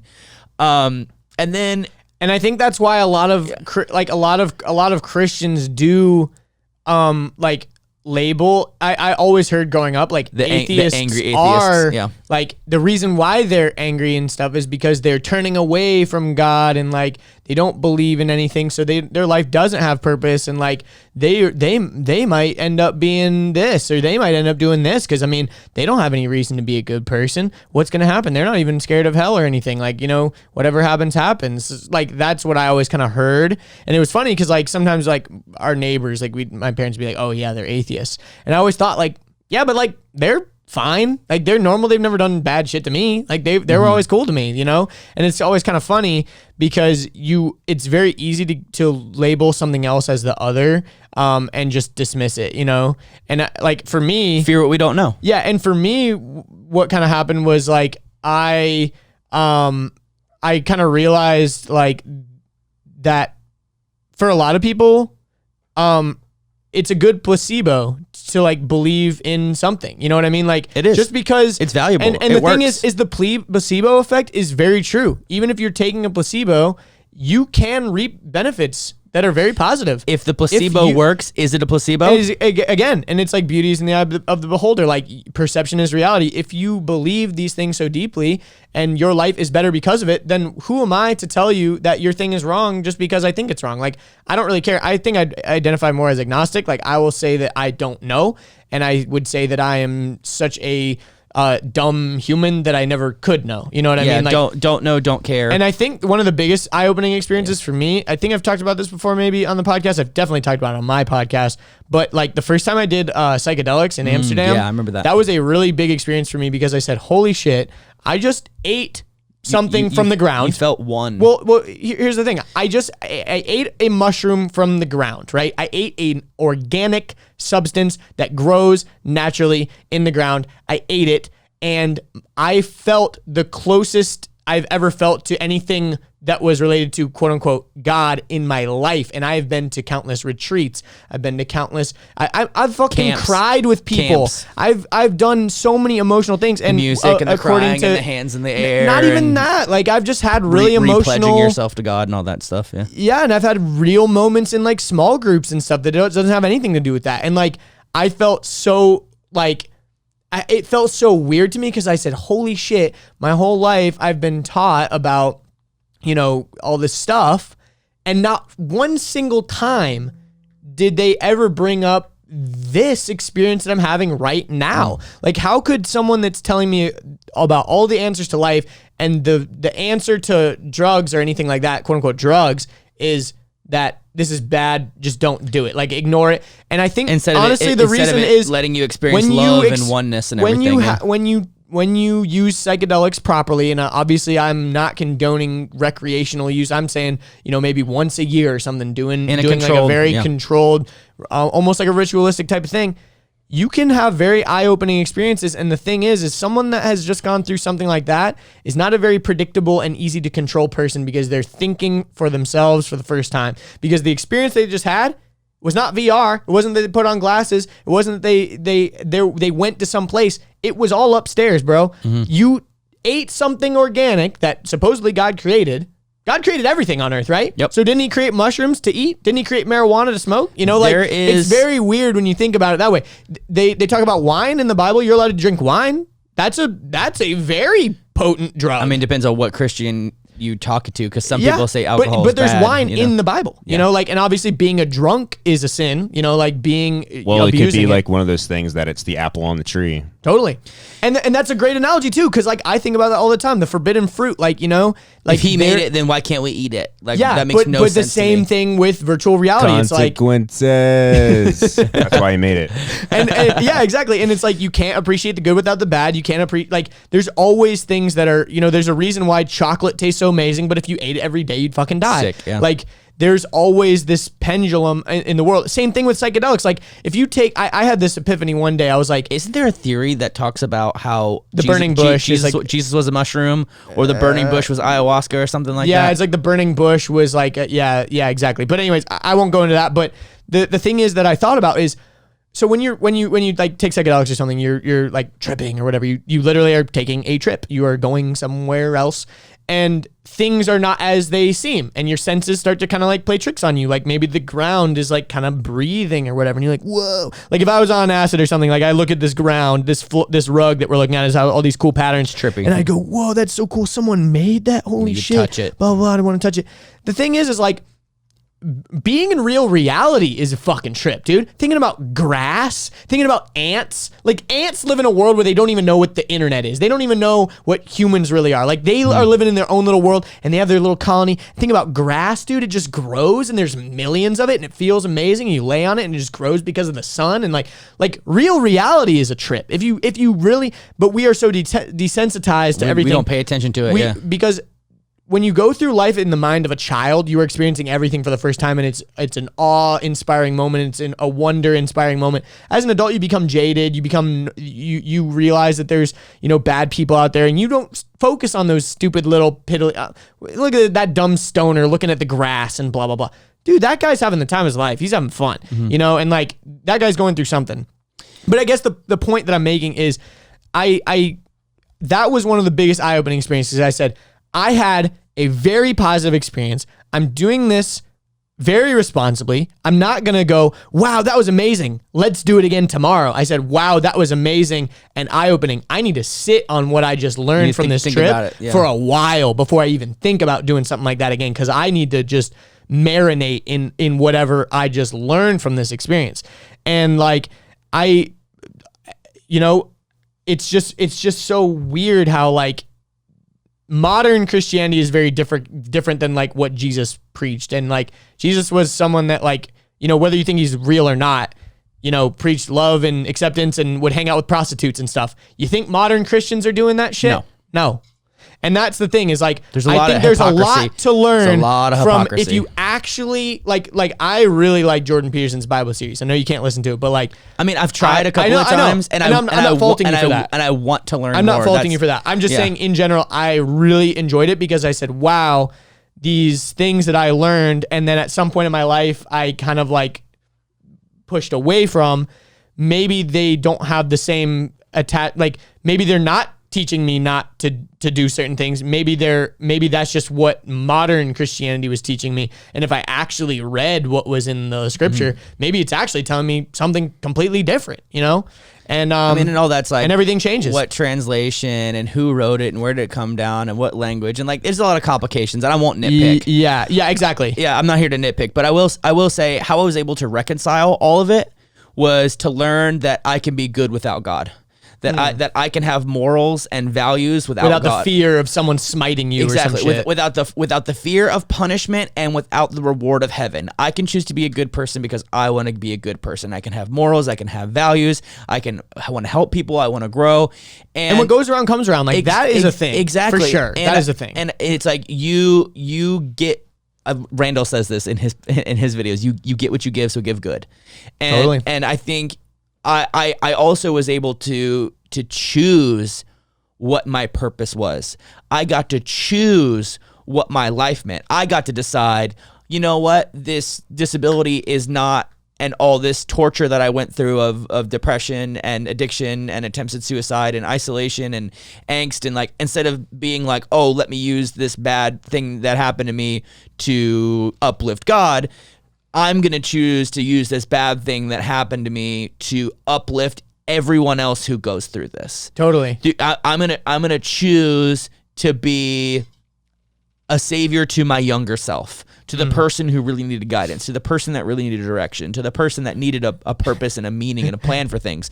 So it's like, I kind of turned myself into my own little Jesus, you know, where I'm like, I want to prevent suffering. I really do. Like, yeah. I want to teach people what's inside my head, and I want to help them not go through what I went through, you know, because I went through it and it was fucking torture. Totally. So, you know, I was able to reconcile all of that. And I think if you were to ask me right now, I'm probably an agnostic atheist, meaning like I'm pretty convinced that there is no God, but I'm so agnostic about it that I don't know and I don't care. Yeah, it's like I'm not gonna. That's not the hill I'm gonna die on. Is there is no God and you can't convince me otherwise. It's like I'm not gonna fucking die on that hill. Yeah, and then there's no point in that argument to me. It's you can believe it if you want. Like I don't care. It's futile, and I think what I'm more, I guess, like deist now and anything where it's like I don't think there is. Let me put it this way. I don't believe in the gods of religion. Like if someone... There's no like Santa Claus in the sky, like granting your wishes. If someone wrote it down in a book and described it, I probably don't believe it. You know, like because it's indescribable. Yeah, I believe in like karma, right? I believe in, you know, like some type of spiritual energy that connects us all almost. No, but I call so it not so exact. I like to call it a group conscience. It's a higher power, right? It's the idea of like, I am myself, but I am not God. But the second I bring someone into it, we share a consciousness, we share a mind. So therefore, we're more powerful together. We're more powerful society together. When it works together, is more powerful. Exactly, and blah, blah, blah. It's a unity, and then you know, and then I can we accidentally touched hands. So I described and then I bring in, you know, AJ, and we can talk about that. And I learned all about that in the 12-step rooms. That's awesome, because a lot of people come in there with institutional resentments towards God and religion, and in the 12 steps they talk about God a lot. And I remember being like, can't do this program, they talk about God. I'm not into God. But the thing is, God, good orderly direction, or great outdoors, or group of degenerates, you know, whatever you know, like literally whatever you want to fucking call it, It is the consciousness source. It is the consciousness of a group, and whether that group is a worldwide group or the group is you and your family or you and your friends or you and one other person. Like, I believe in the idea of a group consciousness, and I don't think you can, and not in some like weird like, ooh, there's some like thing that you can label it, but it's like, no, literally your brain and my brain together, being good humans, and like I'm trying to be good to you and good to everyone, and if we're good to each other, like it all and sounds hippy dippy, but it's true. Yeah, and it's like that's a way for, and that's how I was able to reconcile like all the anger and pain and frustration and resentment, and because it's like, oh, God doesn't have a plan for me, but I got a plan for me. Mm-hmm. Oh, there is no heaven. Well, I don't think I need a heaven or a hell, you know, like, because where was I before I was born? I don't remember. I was nothing, right? And like I wasn't in pain, but I wasn't having pleasure. I wasn't anything. I was just nothing, right? I didn't even know I didn't even know that I didn't exist. And yeah, and I think it's kind of sad, but it's like, not really. I think the same thing happens when you die. And the reason I say that is because like I am very close with drug addicts, and I'm very close with disabled people. And unfortunately, disabled people have a lot of health problems and can code, and sometimes do die, especially in their, spinal cord injury. Like Jesse died a couple of times. They can code? Coding means that your heart goes flat. And you're dead. Like code? You're dead, and they literally have to revive you. Interesting. And I think about all the people I know that have overdosed. And by the way, overdose doesn't mean you die. Like you can overdose and not die, but there's also you can overeat, or you can overindulge in a lot of things. But you can overdose and die and then come back to life. And like anyone I've talked to who's ever overdosed or have died from their injury, I'm very curious. I'm like, so what did you experience? And they're like, nothing. Like when I have surgery, it's the same thing. Like when I'm literally in that pre-op room and I'm talking with the doctors, and then eventually they transition me into the operating room. It's like blacking out when you're drunk. I transition into the operating room and I'm talking to all the people that are about to do the operation with me, and I talk to the anesthesiologist, and before I know it, the lights slowly turn off, and then I wake up in another room somewhere else, and I go, cool, I have no idea how much time has passed. I don't know what happened or didn't happen. I didn't even know I was asleep, because like anesthesia, you don't dream. Like you do not, it's like blacking out when you're drunk. It's like you're dead.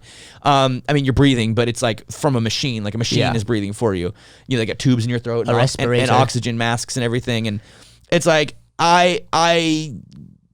I'm like, you don't even know, like, and I just want to live a good life, and I want to leave a legacy. And I think leaving a legacy is the way that you achieve afterlife. That's how you achieve. When you die, if what you've done in this earth, the impact that you've left, the influence that you have, the people you... Positive or negative, because if it's a negative impact and you were a really shitty person like a Hitler, Hitler's family and all that, they're enduring a lot of shit.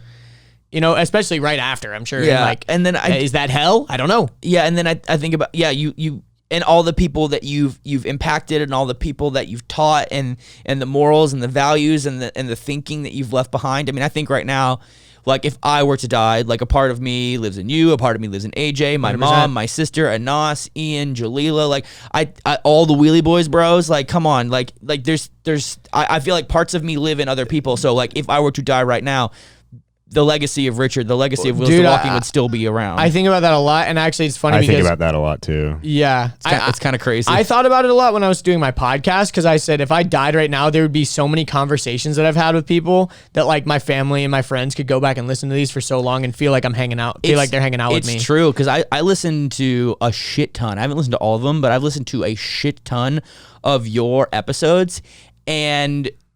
I can tell, I already know what your reply will be based on what the person is saying. The person will talk about, something about like traveling or like their identity. And I'm like, he's going to talk about being an au pair. and that one time he was walking around town and no one knew him. Yeah. And then like dead ass to be like, yeah, well, I was an au pair at one point, and I remember, I was walking around outside and no one knew who I was. So I didn't have to worry about, acting like anybody else. I could just act myself. And I'm so predictable. It's not that you're predictable. It's just like you're me. You're Andrew. Yeah. Like if you and those are the experiences I've had that are notable. If you spend hundreds of hours recording podcasts, that means hundreds of hours of you exist. And yeah, I know we're a little bit over time, but I feel like this is too good of a conversation to stop. I wanted to say we're gonna go a little over. One last thing. So when you had your car accident in December, I guess you got hit by a car. Not really a car accident, but it was a car accident. You got hit by a car. It doesn't matter. I thought a lot of things because number one, I didn't really know what was going on when I first got that text. I was kind of freaking out. I'm like, holy shit. You don't know my condition. I don't know your condition. I don't know if you're going to be okay. I don't know if you're going to be alive, blah, blah, blah. And you could have easily died, you know, like you could have easily died multiple times in your life, but you could have easily died. And I thought about it and I'm like, holy shit, like, you know, first thing that went through my mind is like, why did this happen? You know, maybe not the first, but I eventually got around to the thing of like why did this happen? Like, did I deserve it almost? Yeah. And like it's weird because I've been so deeply ingrained in like Christianity and stuff that my first thought was like, punishment. Oh, wow, this was like punishment because he like turned away from God, blah, blah, blah. And then the second thing was, and I go, okay, wait a second. So if he was a Christian, if he was not a Christian, Christians will say, well, that's what he turned away from God and he talked about, you know, all this stuff on his podcast and he had a big platform. Satan got him, you know, blah, blah, blah. The other thing that would happen is if you flip the script and Richard was a Christian and this happened to him, because that could have happened, just like when you fell 50 feet and became paralyzed, you were a Christian, that bad thing happened to you. Christians, to correct me, to bring me back to God, Christians supposedly. would say, well, yes, maybe it was to correct you, or, you know, God was sending you a message. Or they will say, God is going to use your story as he said, you know, he could have killed you, but he spared you, and your story is going to help so many people, and you're going to be able to, you know, share your, what do they typically call your story? Your testimony. Yeah, exactly. Yeah. And it was so funny because I'm like, a lot of times, not even just Christianity, religion is the answers of life that are really hard to answer. You can kind of easily answer them with religion because religion answers the deepest questions of reality. And when you don't subscribe to any sort of ideology, it is scary because life does not come with a manual or a handbook on how to live or what's going to happen or anything. You just got to figure that shit out. But if you can subscribe to something that kind of teaches you and you can follow the things, and if it's overall positive and it works for you, I will not shame you for doing so. I will not, you know, I'm not going to try to be an evangelical atheist or anything like that. I'm just sharing my experience. But it is funny how that was like the first thing that came to my mind. Because you've been conditioned. And the other thing I wanted to say is I've thought about this too, is like if Richard did die, I would want to carry on doing Wheels to Walking with other people. Like I think that Wheels to Walking as an idea is more powerful than Richard Corbett. I think it's bigger than Richard Corbett. I think that there's enough energy behind this whole project that we could keep it going maybe with other personalities, and like it would be a hard journey get yourself a new Richard. It's possible. Seriously, I mean it's definitely possible. You're definitely not replaceable, just like, you know, I know that's how you feel towards me, but it's it would definitely be something that I would do. Yeah, I'm gonna. And same thing with me. If I died, you'd keep it going too. Like, yeah, you're not gonna just fucking stop. Yeah, and I think, yeah, I know, AJ. Just give us a second. This is too good to stop. Your first reaction, my first I didn't have one. I go, oh, things happen. Like literally, yeah, things happen. Things just happen. You've also gone through a lot of mental that is also analyzing that is the world, that is the earth, that is listen, like they always say, like no good deed goes unpunished, or like they'll be like, oh well, you know, oh well, God was trying to get your attention, or oh, it's because you. Literally, my thing is like things happen. Your life is a series of decisions.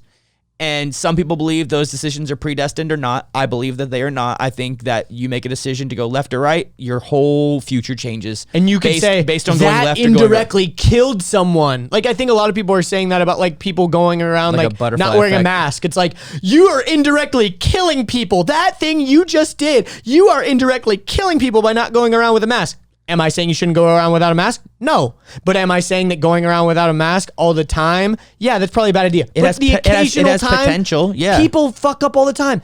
I mean, scratching my nose right now could kill someone. Depending on whether I leave right now or leave in 10 minutes, I could get into a car accident or not. I could kill someone or not. I could run over a pedestrian or not. There's, you know. I had a rock almost fly through my windshield. So if I would have driven a 1/10 of a mile slower, a 1/10 of a mile faster, that dump truck would have been way ahead of you. Yeah, exactly. So it's like I remember waking up in the hospital. I remember I got hit by the car and I was laying in the cold and the wet and I was freezing. I was like, my leg's fucked. I'm cold. Get the ambulance here. Like I remember just people asking me so many questions, just trying to make sure I was conscious. And I was like, bro, I'm just trying to like live. Like quit talking to me. Like just wait. I'm breathing. Leave me the fuck alone. But I remember like once I got to the hospital and everything's blurry. You remember like it feels like a drunken blackout. You remember like 10 to 20% of like little blips of things that go in and out. But I remember once I finally like made it through my surgery and I was like in the ICU and I was just laying there and I was looking at that clock. And I remember looking at that clock and going, 6 months. That's all I remember being like, okay. I'll be back in 6 months. A minute at a time, an hour at a time. That's how you deal with addiction. That's how you deal with pain. That's how you deal with everything. A day at a time. Hang on. It'll be over soon. Do the next right thing when you can. But for now, wait. Hurry up and wait. 6 months. Like I remember I'm like, it's going to be fine. I'm not dead. It's gotten bad, but give me 6 months. Like it'll be fine. Like I've done it so many times. It's predictable. Like I know what I'm capable of doing. Like in you know, like this whole slingshot, you know, analogy, you pull back and you let go. Like I knew that this had the potential to be the best thing that ever happened to me. And I know we're so deep in the podcast and we're so over, but like I've been doing a lot of research on a lot of different types of new physical therapies, of new adaptive equipment, of new modalities. Like I've been just diving deep into it. And I think to myself, without this car accident, I would have never looked into any of this and I would have just kept doing what I'm doing. But now there's a potential that maybe I'll get some type of new brace. That means I have to use the wheelchair almost none. Maybe this means that I find out a new hormone protocol that works really well with growing muscles and regenerating nerves. Maybe this means I learned a new diet. Maybe like who knows what this means? But like whenever something bad happens to me, there's a net positive. I immediately think this has the potential to be the best thing that ever happened to me because my very first injury, the spinal cord injury, that has turned into the best thing that's ever happened to me. So anytime something horrific happens, I literally have the mindset that I'm like, give it time, I'll figure it out, but it has potential to be the best thing that ever happened. So for now, I'm just going to coast. I'm just going to do what I need to do when I need to do it, and I'll figure it out when I figure it out. And that's kind of like, instead of the thinking like, why did this happen to me? I never ask why, because there is no why. It's just things happen. Boom. Follow us on places. Follow us on places. Peace. Peace.